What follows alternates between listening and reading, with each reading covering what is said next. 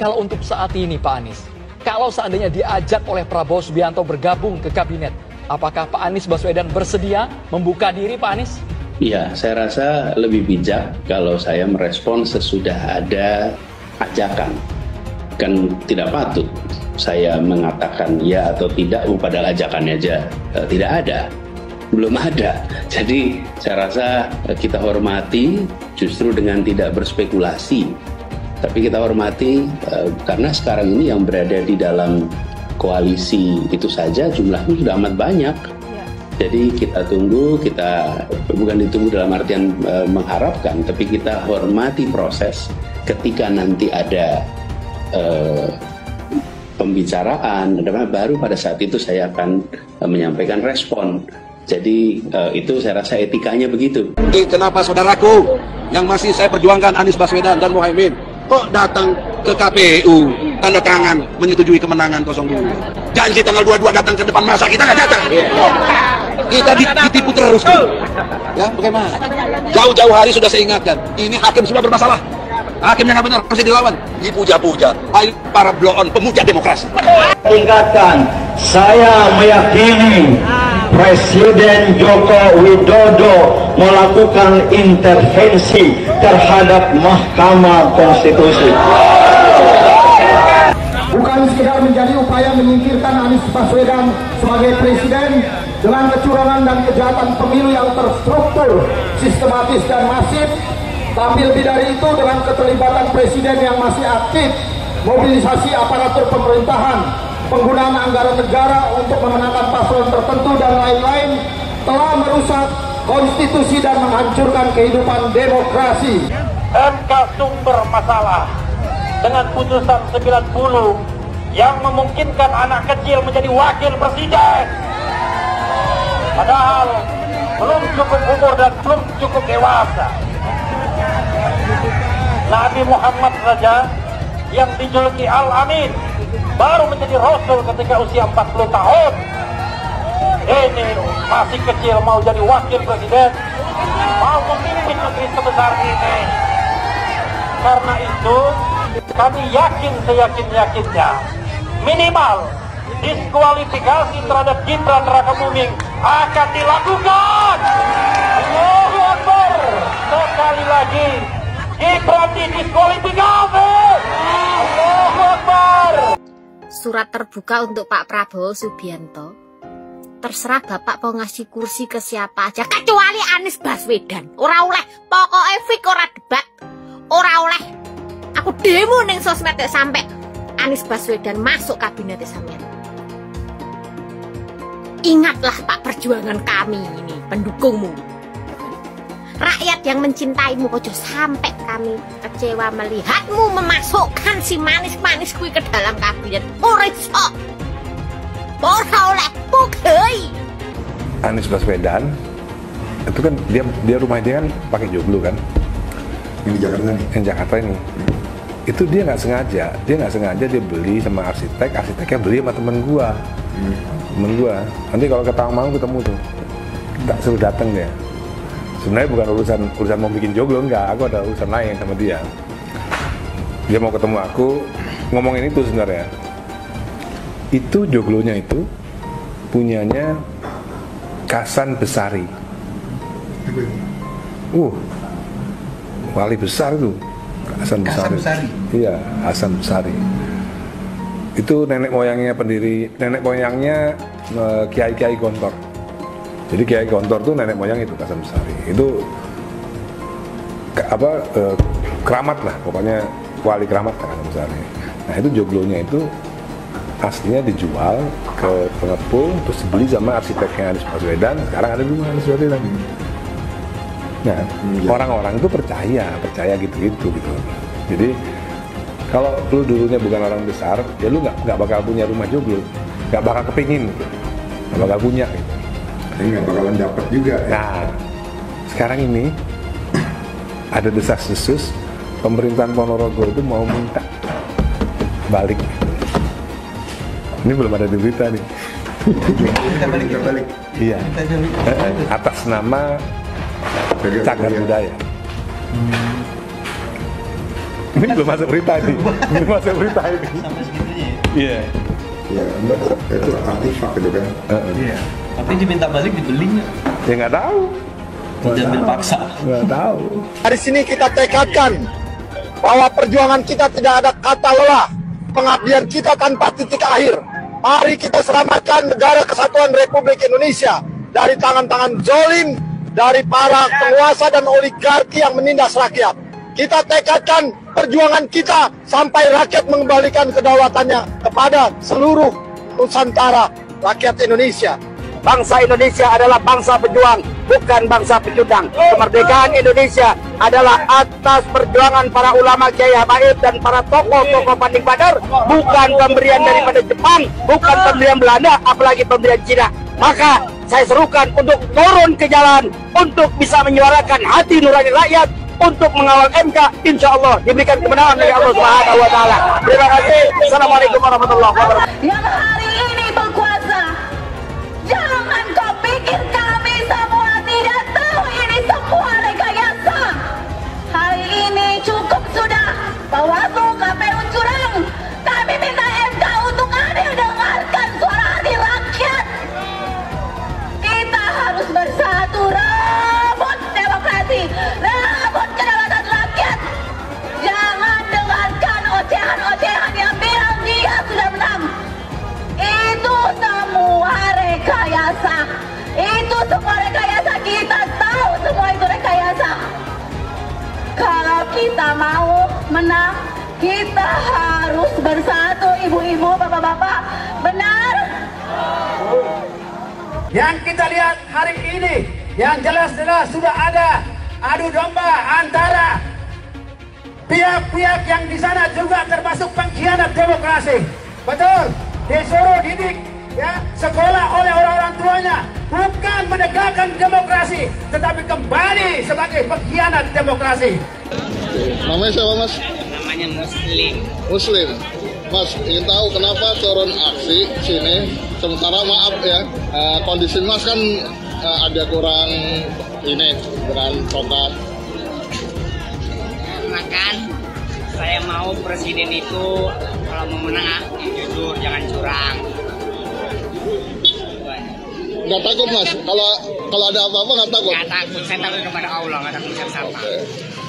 Saya nggak percaya, rakyat Sumatera Utara nggak percaya Prabowo menang. Yang percaya Prabowo menang, mendingan pindah agama aja, udah itu aja. Oke, Mas, ada satu kata terakhir, Mas? Ada. Lawan gitu. Yang percaya Prabowo menang, pindah agama. Agamaku Islam, dia nggak percaya. Oke. Terima kasih, Mas. Kalau bisa di dalam sini, Pengadilan Jakarta Pusat, silakan datang Jokowi. Saya mau ketemu sama Anda. Saya tidak takut ke Anda ini presiden. Bukan presiden, tukang sapu kok. Maju lagi jadi gubernur Jakarta. Jakarta yang tahu waktu jadi gubernur DKI. Ini yang warga Jakarta coba deh bersuara di sini. Gimana sih Jakarta semenjak kepemimpinan Pak Anies? Coba kalian nilai dari 1 sampai 10. Komen di bawah. Jujur gue kepo banget nih. Biar warga Jakarta sendiri yang nilai. Anies itu kacang lupa kulit. Jadi gubernur kan yang mendukung Prabowo. Tapi nyatanya menjelek-jelekan Prabowo supaya Prabowo tidak dipilih oleh masyarakat Indonesia. Sifatnya memang jahat. Tidak ada cerita Ahok dengan Anies. Ketika saya kalah, saya langsung kasih Anies penghargaan, ucapan segala macam. Tapi yang tidak bisa saya terima, ketika Anda menang, Anda pidato memecah belah bangsa. Bahwa Jakarta udah kembali ke pangkuan pribumi yang dijajah selama ini. Itu teksnya di mana-mana. Itu sangat memecah belah bangsa. Saya ini asli Indonesia sesuai undang-undang loh. Apa karena saya namanya Ahok? Itu yang tidak betul seorang Anies lakukan. Bagi saya Anies sangat tidak negarawan. Anda udah menang, yes okay gitu loh. Saya juga tidak bawa ke MA, nggak bawa ke MK. Waktu Anda ulang tahun DKI saya juga datang. Tapi kenapa Anda mesti pidato seperti itu? Pak Ahok tidak akan pernah bersatu dengan Pak Anies. Sekarang dia bilang Pak Anies tidak negarawan. Mohon maaf nih, saya juga tak setuju terhadap statement Pak Anies yang bilang pribumi dan segala macam. Saya sangat tidak setuju, saya mengutuk itu kata-kata itu. Itu Muhaimin Iskandar pasti akan menjadi tersangka. Apakah kasus korupsinya ada indikasinya kuat? Laporan BPK. Laporan BPK itu menyimpulkan Formula E tidak boleh dibiayai oleh APBN maupun APBD. Firm itu ya? Firm, karena menurut undang-undang yang boleh dibiayai oleh APBN, APBD itu undang-undang olahraga tertentu yang disukai rakyat secara masif. Nah, lalu disebut yang masif itu apa? Sepak bola, voli, bulu tangkis, sirkuit itu tidak ada. Nah, lalu BPK minta ini supaya didalami, ada indikasi tidak benar. Nah, setiap ini mau didalami, ribut. Katanya mau menjegal Anies gitu. Sehingga sekarang ya kalau pertimbangan politisnya begitu, saya bilang silakan aja KPK. Tapi kalau Anda tanya ke saya, bukan bahkan saya ya, KPK itu bukan. Kalau Anda tanya ke saya, Anda pedulikan itu tegakkan. Yang tersangka setelah Pilpres ini namanya Anies Baswedan dan Muhaimin. Mas Anies pernah terkait dengan dengan kasus Formula E, kemudian Mas Ganjar terkait dengan iktp, kemudian Pak Gus Muhaimin terkait dengan kasus yang lain, dan mereka pernah dipanggil KPK. Nah, kemudian dia jelaskan karena ada proses kasus itu, bisa jadi pasca Pilpres ada yang jadi tersangka. Itu pendapat seorang Fahri Hamzah. Kalau ada proses yang kemarin misalnya tertahan karena kan berdasarkan kebijakan penegak hukum terhadap para calon termasuk para caleg itu dihentikan. Ya, orang yang sudah diperiksa ya dihentikan ketika dapat status sebagai caleg atau capres atau cawapres. Ketika ada pelanggaran etika dan Bapak tetap jalan terus dengan cawapres yang melanggar etika, artinya ada kompromi atas standar etika. Standar etika ini fakta. Ini fakta. Dan kemudian dalam pidato Bapak mengolok-olok tentang pentingnya etika. Saya tidak tega untuk mengulanginya. Pertanyaannya, apa penjelasan Pak Prabowo soal itu semua? Saya menilai, maaf ya, karena Anda desak saya terus terang aja saya menilai Anda tidak pantas bicara soal etik. Itu saja. Saya merasa bahwa Anda itu posturing ya, Anda tuh menyesatkan. Itu aja ya. Saya boleh berpendapat kan? Saya menilai Anda tidak berhak bicara soal etik karena Anda memberi contoh yang tidak baik soal etik. Terima kasih. Pak Prabowo, itu sebelumnya Pak Prabowo sudah menyumbangkan 400 miliar untuk pencalonan Pak Anies sebagai gubernur. Nah itu kalau kita bicara etik di mananya? Dan kalau Mbak bilang Pak Prabowo hanya mengejar kekuasaan, saya tanya, sekarang Pak Anies memangnya maju jadi capres itu mengejar apa?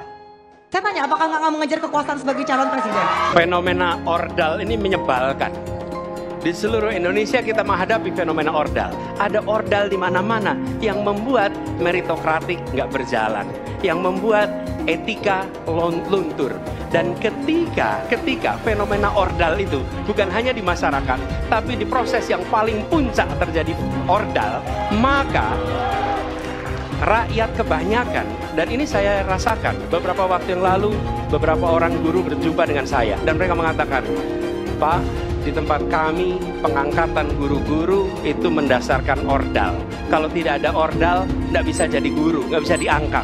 Lalu apa jawabannya? Atasan saya bilang, wong yang di Jakarta aja pakai ordal, kenapa kita di bawah tidak boleh pakai ordal? Kalau berbicara ordal, lupa waktu jadi gubernur. TGUPP, lupa dia. Ordalnya dia itu, tim sukses dia itu semua di sana. Jadi Anies itu banyak yang dia omongin, padahal dia melakukan hal yang dia pertanyakan. Mas Anies. Mas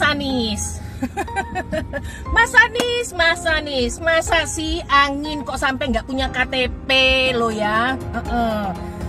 Angin keluar, angin masuk, angin keluar, masuk angin dodo ya. Angin puting beliung, wes, angin-anginan, itu kok semua bisanya nggak punya KTP itu loh ya. Angin dari Jakarta ke Lampung ke Sumatera ke Jawa itu ya. Kok bisanya liar begitu.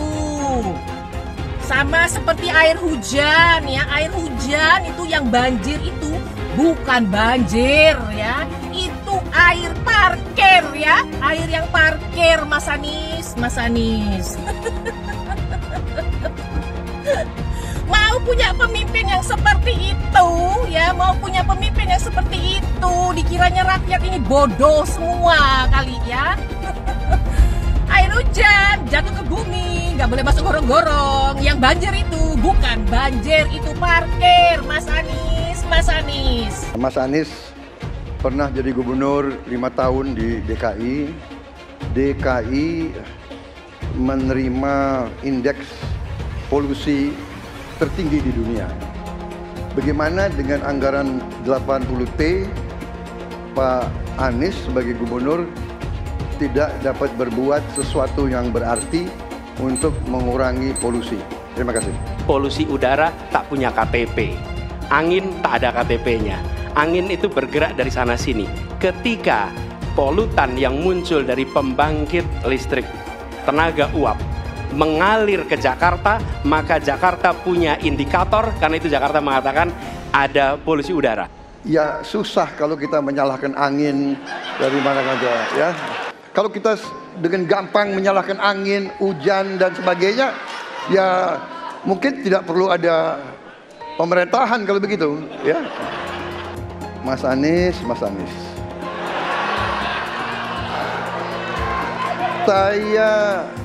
Saya berpendapat Mas Anies ini agak berlebihan.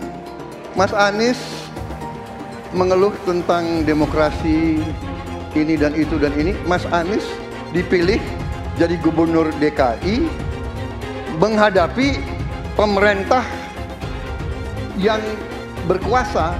Saya yang mengusung Bapak.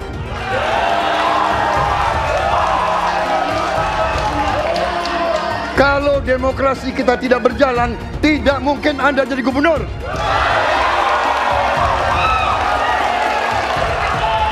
Kalau Jokowi diktator, Anda tidak mungkin jadi gubernur. Saya waktu itu oposisi, Mas Anies. Anda ke rumah saya, kita oposisi, Anda terpilih. Apa yang bisa diharapkan dari Anies? Nggak ada. Jakarta amburadul. Mimpin Jakarta aja amburadul, apalagi mimpin Indonesia. Anies itu perbual. Kayak mana apa karena perbual itu? Pembohong. Pembohong itu Anies itu. Gak usah dengar itu. Nggak layak jadi pemimpin. Apalagi jadi presiden. Di Jakarta aja kamu tengok itu amburadul. Di Jakarta tingkat kemiskinan tinggi. Pembangunan apa yang bisa dibangun Jakarta? Satu puskesmas pun bangunnya nggak ada, masjid aja nggak ada dibangun, mau ibadah. Di mana-mana kelebihan bayar. Apa yang bisa dibangun Anies? Satu aja nggak ada. Satu saja tunjukkan apa yang bikin Anies dibangun di Jakarta. Anies, siapa di belakangnya? Oligarki, satu. HTI, FPI. Masa Indonesia bukan cari orang Yaman. Indonesia cari nyaman. Lawang jadi gubernur aja 5 tahun kamu nggak ngerti masalah Jakarta. Apa yang kamu lakukan dengan Jakarta? Nggak ada nih, nggak ada. Masalah Jakarta segitu banyak tak satu pun yang selesai. Yang ada malah kerusakan bertambah. Serupa dengan rekam jejak. Lihat rekam jejak. Apa rekam jejak kau di Jakarta? Apa yang kau jaga di Jakarta? Bukan yang ada kalau jaga di Jakarta kau bilang rekam jejak, seakan pidato nun rekam jejak saja. Gaya orang nanguk kau bodoh-bodoh saja, orang nak pidato kau pembodoh-bodohan. Kau anggap orang Indonesia ini bodoh semua, yang pintar orang Yaman. Yaman. Nantau kau Yaman kalian nantau. Saya mensyukuri kenapa kalah, kenapa ditahan. Saya bersyukur atas itu semua. Saya coba bayangkan ya, kalau seandainya waktu itu kita menang gitu ya, hari ini belum tentu kita bisa nikmati seperti ini. Kita bersyukur 5 tahun Tuhan izinkan kasih ke orang yang pintar ngomong untuk kerja. Coba kalau kita bayangkan gitu ya, kalau kemarin saya masih jadi gubernur, ini saya udah turun ini. Tapi yang pintar ngomong itu dikira orang hebat kan? Ini lebih berbahaya tahun 2024. Langsung ketahuan karakternya. Langsung ketahuan itu. Di saya juga ada kutipan Pak di kamar saya Pak. Tulisannya, Jakarta telah mengambil keputusan yang fatal. Jangan sampai bapak politik identitas justru menang dengan cara menipu umat Kristen. Jadi kalau sekarang umat Kristen mendukung Anies, mereka akan membayar mahal kerelaannya untuk menukar iman hanya untuk kepentingan sesaat. Kita tahu Anies lahir dari apa? Politik identitas. Yang dia dulu melabeli kafir semuanya kepada yang non-muslim. Saya mintalah kepada muslim yang waras dan kepada kelompok minoritas. Janganlah Anda memilih pemimpin yang berkarakter seperti Anies. Gen Z juga tahu kalau Anies adalah sosok yang didukung kelompok intoleran yang membuat Pilgub DKI 2017 menjadi sangat kotor. Politik identitas yang mengarah ke perpecahan seperti yang dikeluarkan pendukungnya Anies, yaitu Kadrun bin Kampret. Kafir lah, laknat lah, PKI lah, ya cuma itu doang kemampuannya. Itulah pendukung Anies. Jangan pernah takut melawan Kadrun yang cuma pengen Indonesia hancur. Bapak politik identitas Indonesia Anies Baswedan, Bapak intoleransi Indonesia Anies Baswedan. Jangan lupakan, jangan terlena, jangan sampai dia pecahkan kita dengan dagangan ayat dan mayatnya. Air itu turun dari langit, turunnya ke atap rumah langsung sumur bor, bukan ke sungai dan ke laut. PKI yang kita harapkan, Anies Baswedan yang begitu jelas Islamnya, 4 tahun 8 bulan jadi gubernur. Mana peraturan pergub saja yang melarang miras? Mana perda Islam apalagi? Yang akhirnya tidak berani juga menegakkan hukum. Banjir tetap banjir, macet tetap macet, kriminalitas Jakarta. Anda tahu, 2 menit sekali terjadi pencurian. Sekarang orang sedang euforia, dia mau dicapreskan. Bagaimana umat terjebak lagi, bodoh lagi, masuk lagi. Kalau misalnya memang Anies itu mau maju dan dia tekad mau menegakkan hukum Islam dan menyatakan perlawanan, saya penuh. Tapi dia tidak lakukan itu. Dulu janjinya apa ya? Dan ini aneh, betul-betul aneh. Ini bukan kampanye, tapi saya sampaikan sini. Di satu sisi menyiapkan jalur-jalur air untuk dikirim ke laut, di sisi lain di lautnya dipasang dengan pulau reklamasi. Tinggal tunggu waktu jadi rob, air balik. Dan ini melawan sunatullah. Kenapa? Air itu turun dari langit ke bumi, bukan ke laut. Harusnya dimasukkan ke dalam bumi, masukkan tanah. Di seluruh dunia air jatuh itu dimasukkan ke tanah, bukan dialirkan pakai gorong-gorong raksasa ke laut. Jakarta telah mengambil keputusan yang fatal. Bukan banjir, itu memang parkir air. Bukan banjir, itu memang parkir air. Masyarakat berkeliling dengan membawa toa untuk memberitahu semuanya, termasuk sirine. Ibon 82 miliar. Apa alat transportasi yang dimiliki oleh hampir setiap orang? Alat transportasi yang dimiliki semua orang adalah kaki. Kalau seandainya orang Jakarta percaya Pak Anies jadi gubernur pun, saya berani jamin kok dia akan lakukan normalisasi yang sama seperti saya lakukan kok. Gak usah bohong lah. Ketika air sampai di muara, maka siap untuk dipompa ke laut. Pancasila Soekarno, ketuhanan ada di pantai. Anak Tuhan dari mana? Kalau Yesus anak Tuhan, bidangnya siapa?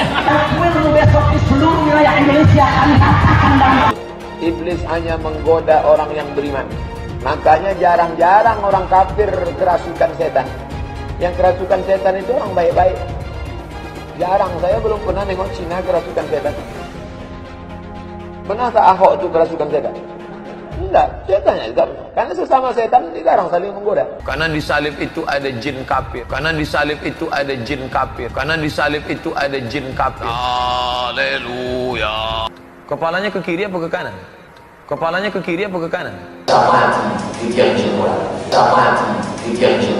Tetap percaya salib itu lambang mulia, bukan jin. Kok ketawa? Aku nggak nyindir siapa-siapa loh. Saya nggak pernah mundur untuk kebenaran, keadilan, kejujuran dan peri kemanusiaan. Gue nggak pernah mundur. Dan gue nggak pernah takut juga sama lu. Siapapun yang rasis, gue akan hadapin.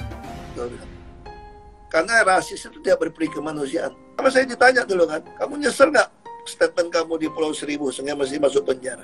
Tidak pernah nyesel.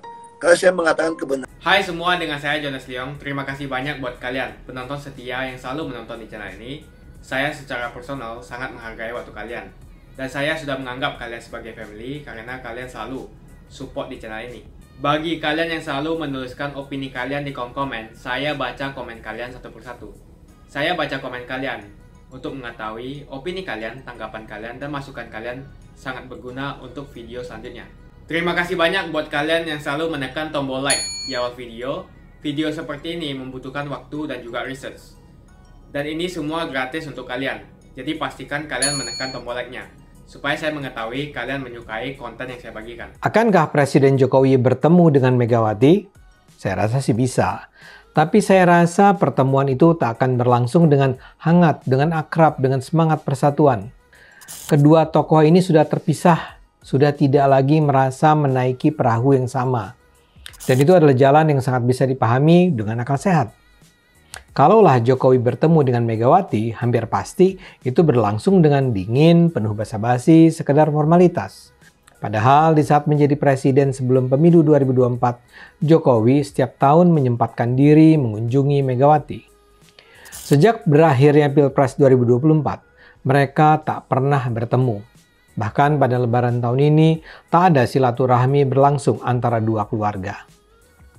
Dengarlah apa yang dikatakan Hasto Kristianto, Sekjen PDIP. Hasto mengatakan Jokowi tidak bisa langsung bertemu Megawati. Dia bilang dia paham Lebaran bisa menjadi momen silaturahmi. Tapi dia rasa anak-anak ranting PDIP tak rela Jokowi bertemu ketua umumnya. Mereka, kata Hasto, masih mempermasalahkan andil Jokowi dalam kecurangan pemilu 2024. Megawati sendiri tak pernah bilang apapun, sebagaimana juga suara tidak pernah terdengar dari Jokowi. Tapi para tokoh PDIP kelihatan sekali sudah tak melihat lagi Jokowi sebagai saudara. Pihak istana masih menyatakan pertemuan ini cuma soal waktu, tapi kelihatannya hambatannya jauh lebih serius dari itu. Masalah terutama terletak pada PDIP. Hasto bahkan merasa perlu membantah menyebarnya video hoax yang seolah menunjukkan Jokowi bertemu Megawati di saat Lebaran. Hasto menegaskan PDIP memegang prinsip menjadi benteng demokrasi. Dengan prinsip itu, PDIP hanya melakukan pertemuan-pertemuan terhadap mereka yang memperjuangkan kepentingan bangsa dan negara dan yang memperjuangkan demokrasi.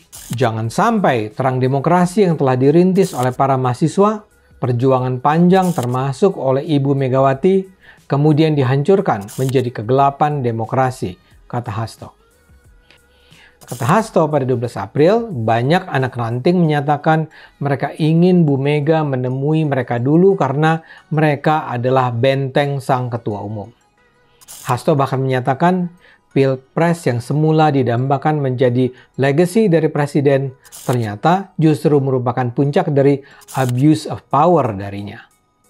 Walau tidak secara eksplisit, Hasto terkesan menyatakan Megawati tak akan bertemu Jokowi yang tidak memperjuangkan kepentingan bangsa dan yang tidak memperjuangkan demokrasi. Hasto tidak terlihat perlu menyembunyikan sikap kritisnya terhadap Jokowi. Ia terang-terangan menyebut Jokowi berperan dalam kecurangan pemilu 2024. Dia mengatakan Pilpres adalah puncak abuse of power Jokowi.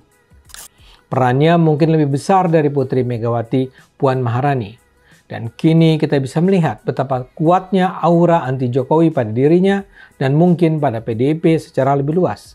Saya sengaja mengutip pernyataan Hasto agak panjang untuk menunjukkan suasana psikologis tokoh-tokoh yang berada di lingkaran dalam kekuasaan PDIP.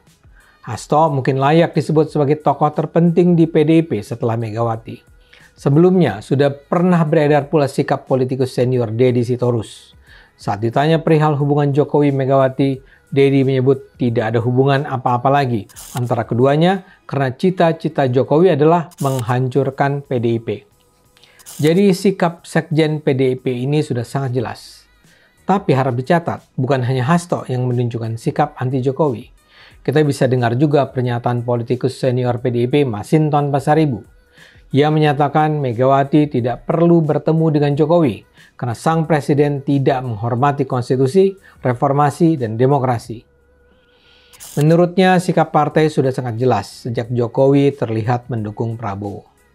Komarudin menyebut Jokowi sebagai orang yang sudah di sebelah sana dan bukan bagian dari PDI Perjuangan.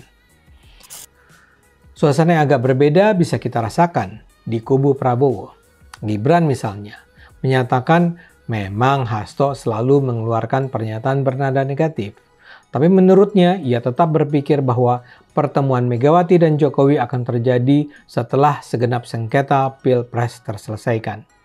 Salah satu langkah lain untuk mempertemukan Jokowi dengan Megawati adalah dengan meminta Prabowo untuk menjadi jembatan keduanya. Sekretaris Jenderal Partai Gerindra Ahmad Muzani mengatakan pihaknya terus melakukan komunikasi intensif dengan PDIP untuk memastikan pertemuan antara Prabowo dan Megawati. Menurut Muzani, komunikasi dengan PDIP berlangsung produktif dan sudah sampai pada tahapan penyusunan jadwal pertemuan. Sekretaris TKN Prabowo Gibran, Nusron Wahid, mengatakan serangan yang datang dari Hasto tak lain tak bukan datang dari penyesalan semata. Menurut Nusron, Hasto menyesal karena tidak mengikuti kemauan Jokowi. Karena itulah Hasto berfokus hanya pada Jokowi dan keluarganya, bahkan sampai mengibaratkan Gibran seperti supir truk yang menabrak gerbang tol Halim beberapa waktu lalu. Saya duga Megawati akan memperlakukan Jokowi seperti dia memperlakukan SBY. Selama 2 dekade, terjadi perang dingin di antara Megawati dan SBY. Megawati dan SBY hanya bertemu di acara-acara resmi. Itu pun hanya berjabat tangan dan bertegur sapa sebentar.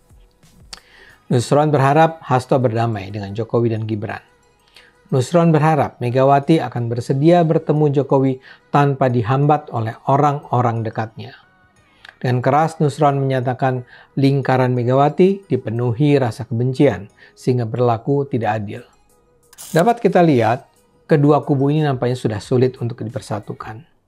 PDIP dan mungkin Megawati menganggap kekalahan telak mereka tahun ini terjadi karena peran Jokowi dalam sebuah pemilu yang curang. Mereka menganggap Jokowi anti-demokrasi, licik, dan kotor. Karena itu bagi mereka pertemuan dengan Jokowi adalah sebuah langkah yang bisa dilakukan hanya karena tuntutan seremoni politik, bukan karena alasan substantif. Saya duga Megawati tak akan menerima kembali Jokowi sebagai sahabat lama.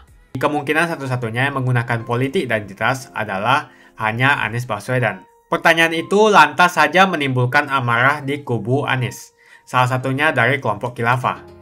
Orang kepercayaan Anies menyatakan politik identitas adalah framing yang selalu dibangun untuk menyudutkan, padahal selama kepemimpinan Anies Baswedan sebagai gubernur tidak sekalipun Anies membeda-bedakan warga berdasarkan agama dan ras. Buat saya, apakah benar menyebut politik identitas itu adalah sekedar framing untuk menyudutkan Anies? Saya akan membantah pernyataan itu. Kubu Anies terus berusaha mengaburkan makna politik identitas. Mereka berulang kali bilang bahwa identitas adalah hal yang alamiah dalam kehidupan manusia. Jadi apa salahnya dengan menonjolkan identitas keislaman seorang calon presiden? Tapi saya yakin Anies tahu yang dimaksud dengan politik identitas adalah politik yang menggunakan agama sebagai alasan mengapa seorang kandidat harus dipilih atau mengapa seorang kandidat jangan dipilih. Politik identitas ini sangat berbahaya. Politik identitas membuat masyarakat menjadi tidak rasional dalam berpolitik. Yang menjadi faktor utama dalam politik identitas adalah agama. Seorang kandidat akan dipilih karena agamanya, terlepas dari apakah dia melakukan korupsi atau melakukan pelanggaran HAM. Ketika politik identitas digunakan, maka ini akan berpotensi konflik, karena usai pemilihan, konflik itu akan terus berlangsung dalam waktu yang lama. Masalahnya, ada alasan yang cukup kuat untuk menduga bahwa Anies sangat mungkin menggunakan politik identitas, yang memang dikatakan normal ketika menjabat sebagai gubernur DKI. Dalam proses menjadi gubernur, kubu Anies jelas-jelas menggunakan agama sebagai alasan untuk menjatuhkan Ahok. Anies jelas-jelas menggunakan agama sebagai alasan untuk menjatuhkan Ahok, sampai akhirnya Ahok dipenjara.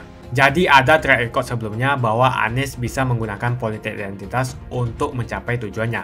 Anies sangat mungkin menggunakan politik identitas karena ini memang keunggulan komparatif dari Anies. Dia mungkin saja seorang doktor dari Amerika Serikat, tapi rekam jejak kepemimpinannya sangat tidak bagus. Dia gagal sebagai rektor Paramadina, gagal sebagai menteri, dan gagal sebagai gubernur. Jadi agama digunakan untuk membangun dukungan terhadap Anies. Itu saja opini saya. Pastikan Anda menekan like di video ini Dan bagikan video ini ke teman dan family Anda supaya mereka mengetahui informasi ini. Jangan lupa tekan tombol subscribe dan bunyikan tombol loncengnya supaya kamu tidak ketinggalan info dari channel Jonas Leong. Dan saya akan jumpa kalian di video selanjutnya.